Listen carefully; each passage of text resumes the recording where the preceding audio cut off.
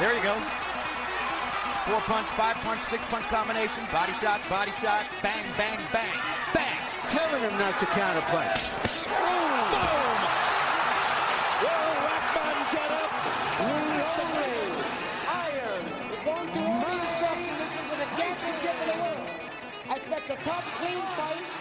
Protect yourself at all times. Any questions from the challenger?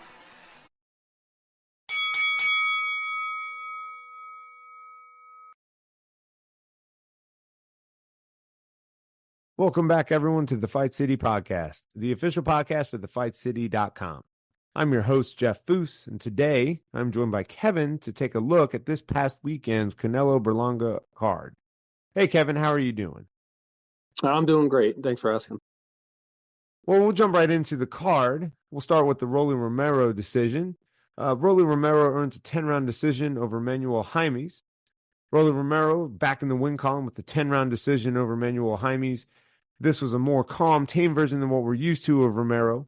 Didn't see the usual brash trash talk, but, maybe he's matured or didn't want to risk all that talk to lose, then miss out on a possible title shot down the line. Regardless, the match didn't have much of a highlight. Rolly did what he had to do and put another W on his record. So hopefully we can see him get a title shot with one of the other 140-pound champions sometime soon. Kevin, did you even see that bout? I did. I think you hit the nail in the coffin on that one. There wasn't anything that stood out to me. He did look more poised, more matured. He looked real crisp when he would land combinations.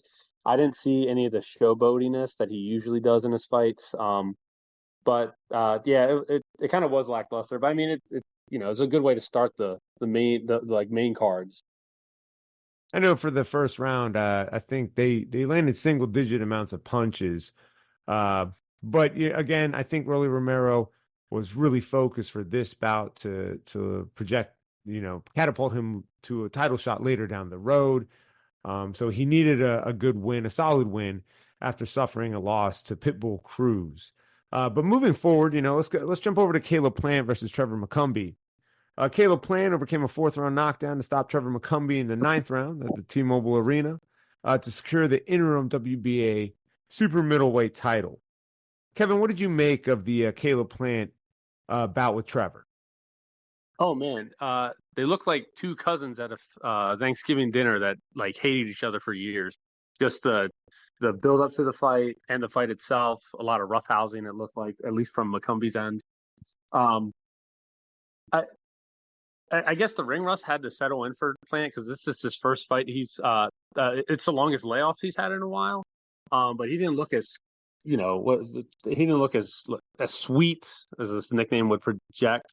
His footwork didn't seem like it was all there as much, and he looked like he was getting touched a little more than I would have expected. But shout out to McCumby. He's hopefully you see him more often. He really did bring the fight to Caleb Plant on this one. Yeah, I think Caleb definitely had a lot of ring rust. I mean, the last time, he hadn't competed since March of 2023. And obviously, McCumby, he capitalized on this. Definitely landing some very effective left hooks, knocking down Plant in the 4th round. There was also another basically hook that he caught Plant with, and the ropes held Plant up, which, kudos to McCumby because he's definitely stronger than I guess I initially gave him credit for. I mean, you can definitely see the muscles there, but muscles doesn't prove anything. The Plant definitely had a lot of ring rust. I have never really seen him getting caught like that. Well, at least from someone of McCumby's caliber. But seeing after the knockdown, Plant adjusted his strategy following advice from Stephen Breadman Edwards. I don't know of a trainer out there right now who's definitely in the upper echelons of trainer or caliber-wise, focusing on an inside fight, targeting McCumby's body, and definitely landing a lot of right hands. What did you notice out of that bout, Kevin, especially after the knockdown? Yeah. So like I said, he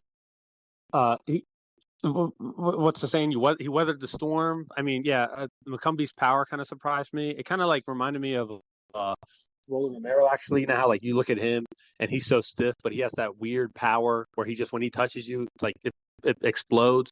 when McCumby was landing on Plant, throwing some of those heavy bombs, I didn't realize how much power he actually was throwing behind it. Um, he Plant was taking a lot of heavy shots, like you said, when he got knocked down in the fourth round. And then the other time when he fell into the ropes and the ropes caught him. But the body work looked phenomenal. It looked crisp.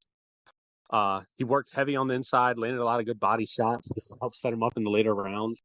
He didn't really utilize the jab too much, I thought, only except when to gauge his distance to throw. But it was a good different aspect to see from Plant. We know he can throw on the outside. We know he sets up good combinations, was I did see last night. I just thought he took a little more punishment than he probably should have, but it was a great rough fight. It kind of reminded me of the fights you used to see back in like 80s.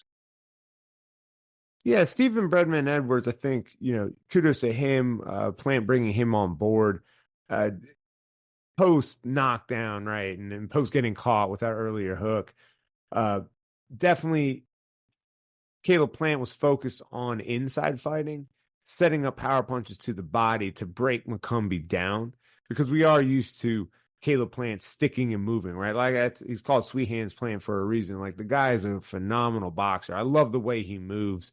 But then Plant was also instructed to target the body, definitely setting up the later eventual wearing down of McCumby for Plant to finish him there on the ropes with the referee stepping in. I know Plant was advised by Breadman to not fall McCumby's like a shoulder roll situation, which I don't know how effective that really was, but therefore trying to avoid unnecessary risks and maintain control of the fight. McCumby, I'm not going to not knock the guy. I'm not knocking the guy at all. Definitely a lot stronger. Definitely much better prepared than I guess I initially expected. I feel bad. Maybe I'm just looking at his haircut, his Mississippi mud flap, if you will, and then was just not really necessarily expecting a lot from him. But he caught Plant and definitely showed like, you need to respect the power that I have. I know Plant definitely was aggressive, especially by the ninth round where he stopped McCumby.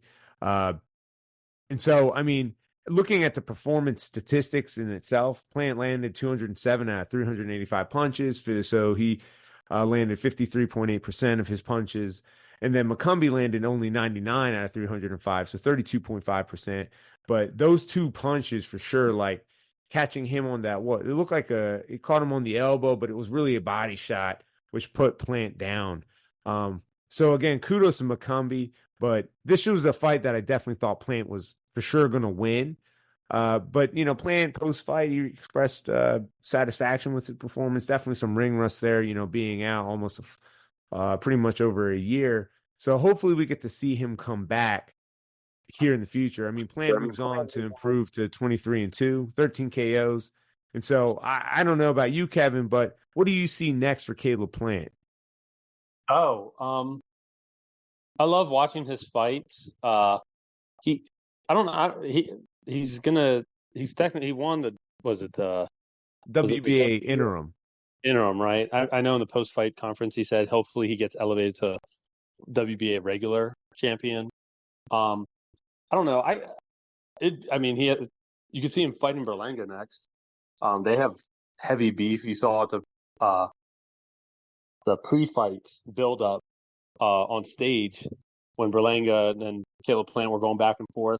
You could see him fighting Munguia, right? They like he has his pick basically. He has one of the belts now, so he has his pick on who he wants to fight.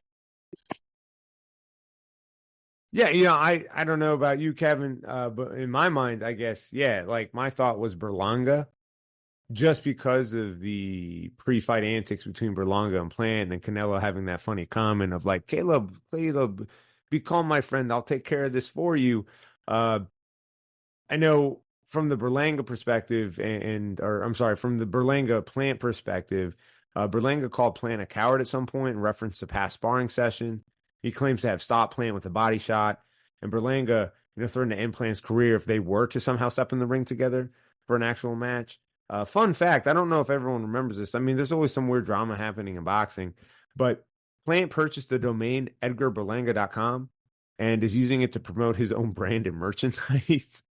In response, Berlanga is suing Plant over this domain issue, though experts suggest a lawsuit is likely to be unsuccessful. It's just a really random thing that's just out there, off to the side that, we see it. We're funny. It's funny trolling. But thinking of, and we'll get to the main event here in a little bit, but Berlanga and a Caleb Plant matchup. I think those two, the lead up to the match itself and also what those two bring to the ring would be definitely exciting for fans to see. Oh, I have no doubt. I definitely think that would sell out. That would be like a sellout crowd. Just the way that there is real animosity between the two. And I like how you brought up the coward comment when it was based off a sparring match. I love how all these fights are being made now based off previous sparring matches. Like you have Anthony Joshua, Francis Dubois coming up next weekend. What was another one that there was a sparring match? Even Canelo Alvarez, when he fought Triple G, they brought up their past sparring matches. Right. Hey, whatever sells, and Berlanga now is a big enough name, even regardless of a Canelo loss. But Caleb Plant he's one of the top dogs at 168 pounds. So, if Berlanga just lost, so with Caleb Plant being a WBA interim champion, either does he get a possible shot at Canelo, which we can discuss later? But hey, why not have Berlanga in the intermediary because he's just suffered a loss. So, hey, you guys got real beef. Why not settle it in the ring, cash this check while you're at it, and then, hey, we're still sitting over here at 168 pounds. Like maybe Canelo, depending if he wants to take on David Benavidez next, if the money, I suppose, is right, maybe that's a money-making opportunity for both of them. But for now, hey, that's just hearsay. It's a possibility, something that I maybe many out there are drumming up in the back of our heads. But we can move forward with the Erislandy Lara versus Danny Garcia bout at 168 pounds. Erislandy Lara defended his WBA middleweight title against Danny Garcia, stopping him in the 9th round, so marking Lara's 4th consecutive stoppage victory. Apparently, this bout, met with disapproval from the audience.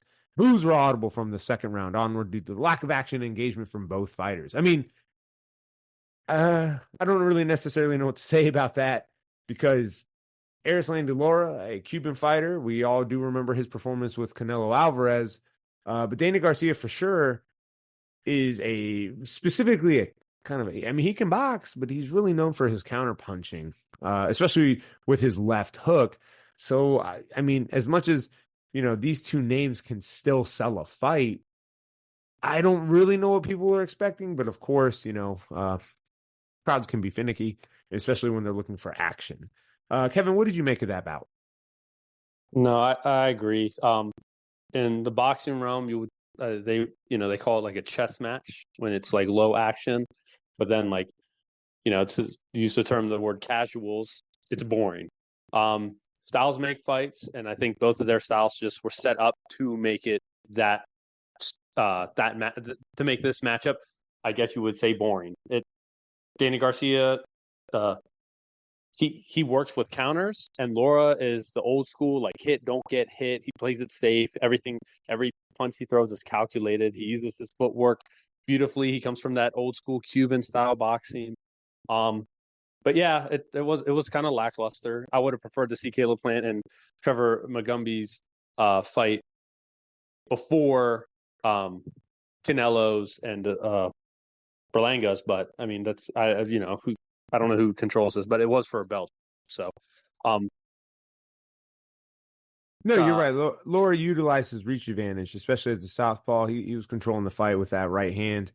Garcia was having an issue, I think, finding his rhythm. Mind you, you're boxing a Cuban purist who's a southpaw, and Danny Garcia didn't do himself any favors with the 26-month layoff. Is this a money grab? Possibly, but CompuBox, stats showed Garcia landed only 33 punches compared to Lara's 63. So fans, if you're paying all this money to see a Canelo fight card, yeah, you're going to boo, especially if the action isn't where you expect it to be, especially for a title fight.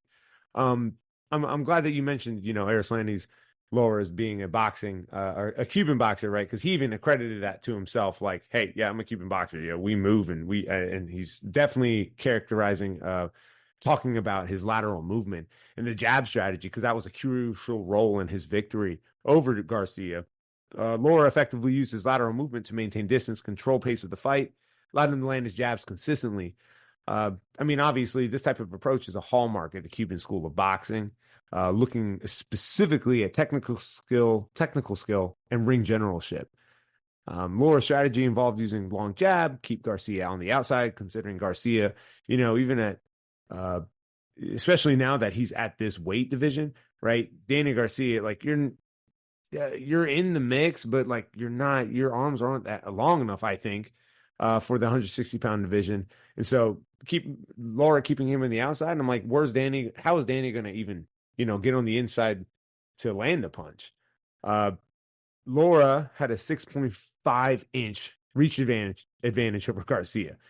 So I'm not entirely sure where Garcia was thinking that he was able to capitalize on at any point in this bout. So, I mean, he did limit to Garcia to only 33 punches throughout the entire fight. The jab not only set up Lara's power shots, but also culminated a decisive moment in the 9th round. Lara's jab knocked Garcia down, and you can definitely see Garcia, like, he got hit, and then he went down to the knee, and I'm like, is he going to be able to finish, right? It's just, I think at that point, like, super aggravating for Garcia, and so really, what's the point of going out there and taking on more damage? I will say Garcia acknowledged the impact of his layoff, his inability to adapt to the middleweight division. He expressed that there were no excuses and apologized to the fans for his performance. I mean, hey, I don't know necessarily should he go out there and apologize, but maybe he bit off a little bit more than he could chew at the 160-pound division. But Kevin, do you see Garcia continuing in the 160-pound divisions at middleweight, or do you see him retiring? No, I mean, I think I saw an interview with his father. It was an interview before the fight, before fight night, like the day before. Even his father and him talked about maybe retirement after this one, which so kind of makes you wonder and think, was like mentally, was he already like, hey, I'm out the door already? This is like his last payday. And like you said, the layoff. Yeah, the last fight he had was in 2022 versus Jose Benavidez Jr. at 154, and all of a sudden, like a 2-year, like 1.5, 2-year layoff. Then he jumps up another weight class. It kind of makes you think, like, what's going on. I know he's had things outside of the boxing world, like mental health and everything, that they even brought up in the post-fight interview in the ring. But yeah, I don't see him, like, who does he fight at 160? That he like potentially probably has a shot against, because there are a bunch of killers at 160 right now. Even at 154, like he was a world champion before. He's beaten 10 world champions previously, but I mean, his last big performance, I mean, and then some people don't even think it was big, but when he fought Earl Spence Jr., he stood all 12 rounds against Earl Spence Jr., took a beating, and I think that fight is kind of what started this downward trend with him, where he's like, hey, like, I'm not getting any younger. The sport is rough. And we saw him when he fought Earl Spence, where he did take a beating.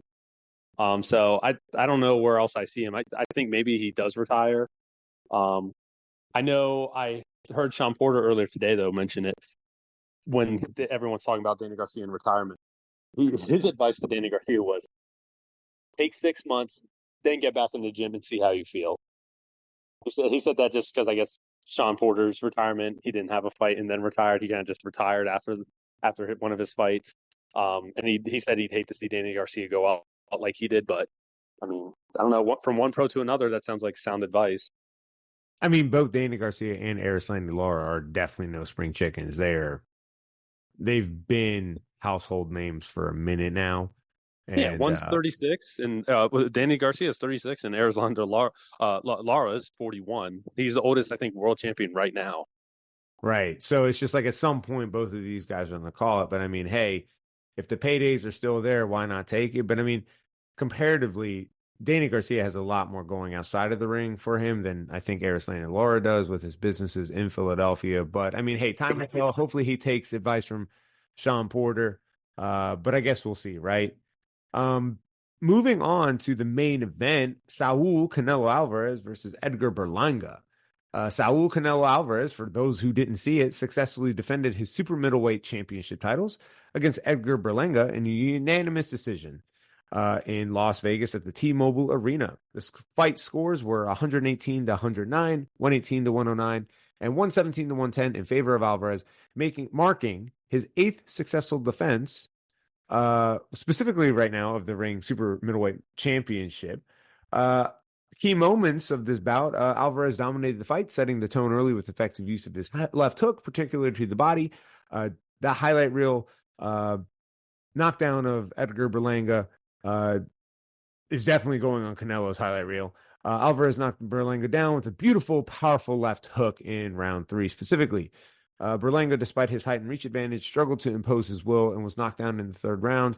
Berlanga's 7th round was his best, earning him the only round on all 3 judges' scorecards. His jab landed effectively, and he briefly made Alvarez take a step back. However, Berlanga failed to maintain the momentum, and Alvarez quickly reasserted control in the subsequent rounds.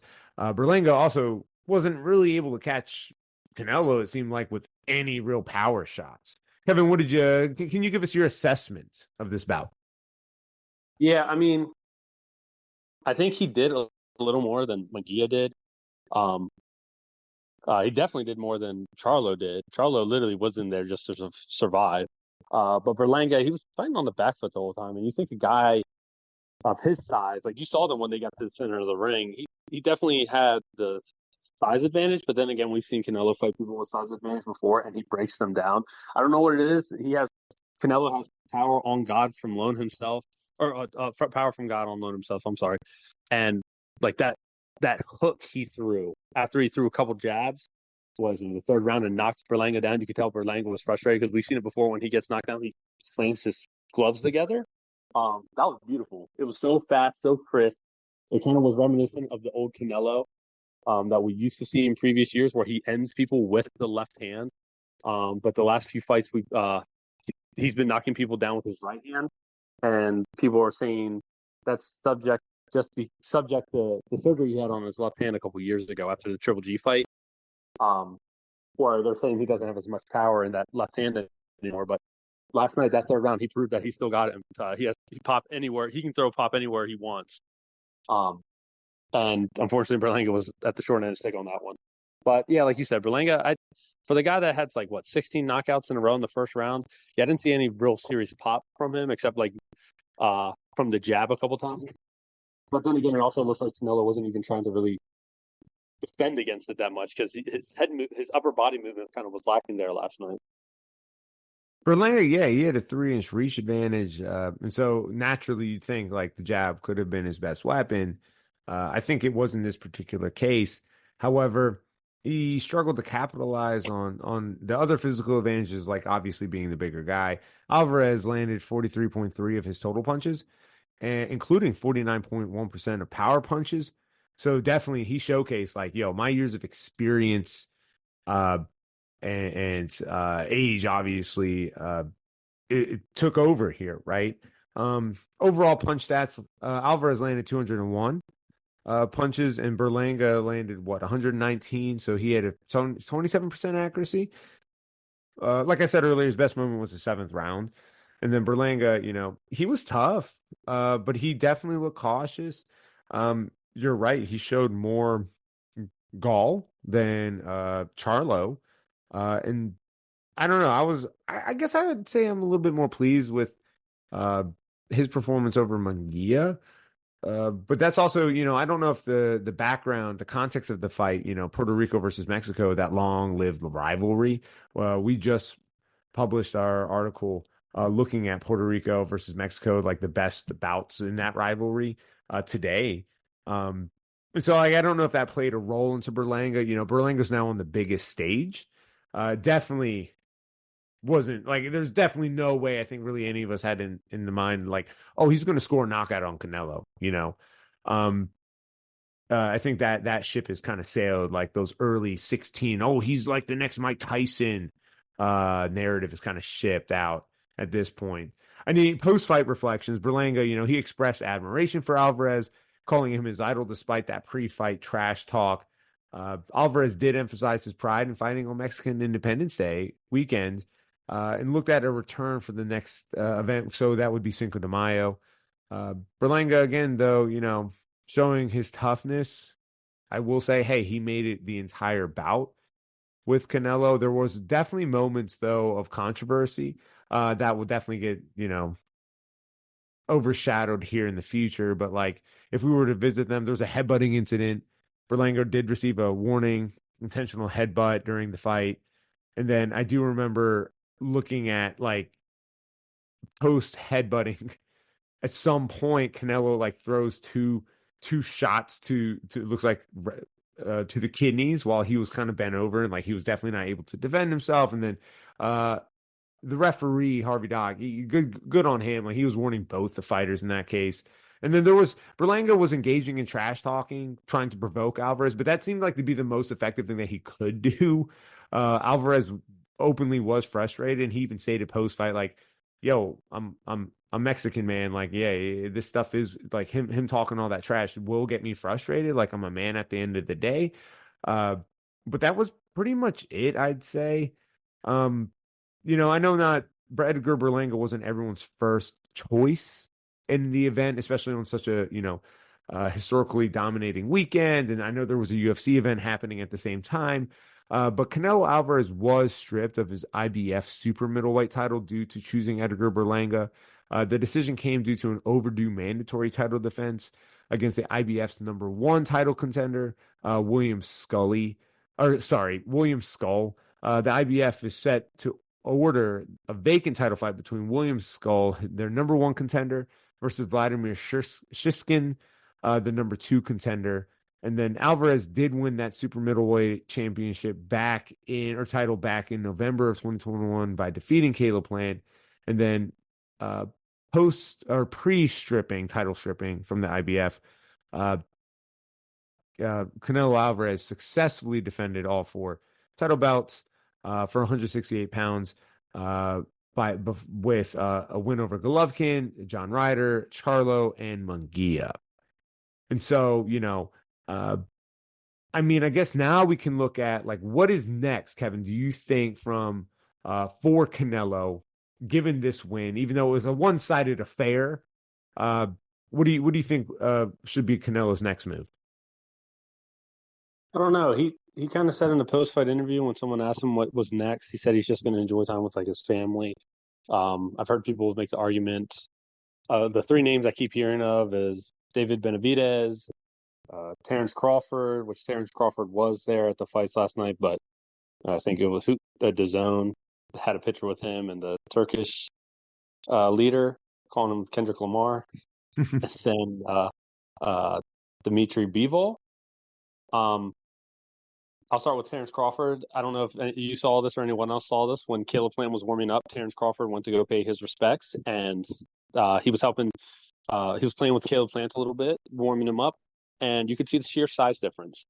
I know Terrence Crawford just got done with the fight at 154, and I mean, I'm not saying that he can't fight at 154, but then to make the leap from 154 to 168 all of a sudden, I'm happy that Terrence Crawford has that dog in him, but there are weight classes for a reason, and I know I've bit my tongue before because we look at Usyk Alexander, the reigning heavyweight champion of the world. He's taking on bigger fish, right? Because the heavyweight division weight class is just so massive. But for Terrence Crawford to fight Canelo, we see Canelo fighting guys at his weight class at 168, and they're usually bigger than him. I don't see Terrence Crawford and Canelo like that fight actually being a thing. I love Terrence Crawford, but I don't think that's something he should be doing. Then you look at Benavidez, and Benavidez just jumped up to light heavyweight. I'd still put money on Benavidez, but I don't. He's waited so long already. I think I don't know if that ship has sailed. Like he's over it already. He's not waiting any longer. And then you have Dimitri Bivol, who actually has a fight coming up with Artur Beterbiev in October here.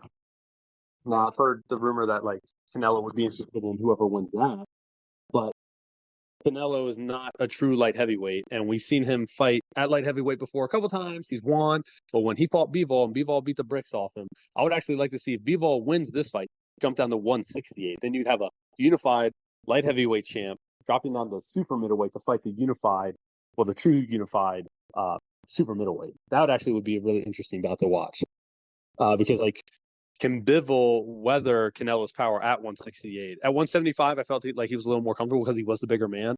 But that weight cut, would Canelo's power actually really do damage to Bivol?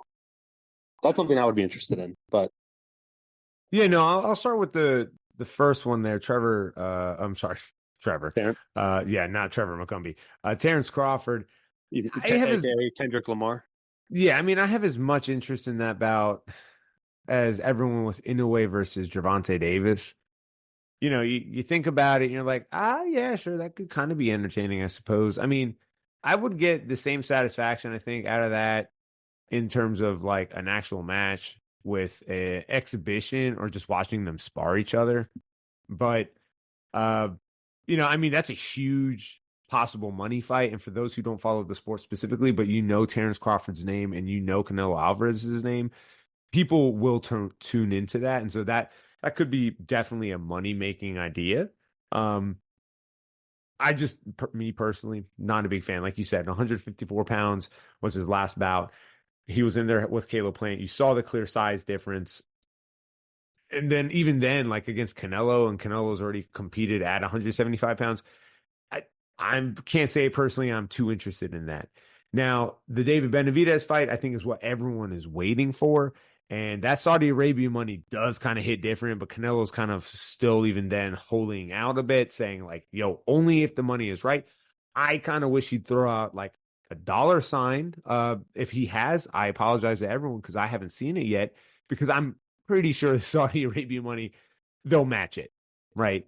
Now, Bivol, I don't necessarily have an interest in watching Canelo go up to 175 again to challenge Bivol, depending on the Beterbiev Bivol result. I don't see him beating Beterbiev at 175 pounds, regardless of how old Beterbiev is. I only have an interest in seeing Bivol cut down to 168, which he stated he would do, but I don't see Canelo accepting that bout because, all right, I think Bivol would still win at 168. But those are just my 2 cents. I mean, he says he's maintaining his hunger. Canelo, that is maintaining his hunger to compete and train hard, and that's why he chose a young guy in Berlanga for this event. Obviously, I think money and price point are obviously boxing is a business, and so like William Skull, no offense to the guy, I've never heard of him, so I don't think I would have tuned in to even watch that bout if it were to have happened. So Berlanga obviously would be a good financial choice for Canelo. And also, he's throwing money towards Berlanga. So hopefully Berlanga learns from this experience and is able to come back and also be now a mega superstar, right? But again, those are just my 2 cents. I mean, boxing's kind of crazy, so we'll see what happens. But of course, there's a lot of contingency here with the upcoming matches that are still to come this year, right? But for now, that is all we have for y'all today, listeners. So thank you so much for tuning in. And Kevin, thank you for joining me today to discuss the Canelo versus Berlanga undercard, and hopefully we get to see you again soon. Oh, thanks for having me. I appreciate it. All right, fight fans, if you like what you heard here today, please drop a comment and let us know what you'd like to hear next, and then we'll keep our lines open. Have a good one. Hey everyone, it's Jeff here. If you like today's episode, don't forget to hit the subscribe button and check out all of our other content on thefightcity.com. The website link can be found in our show notes. Till next time.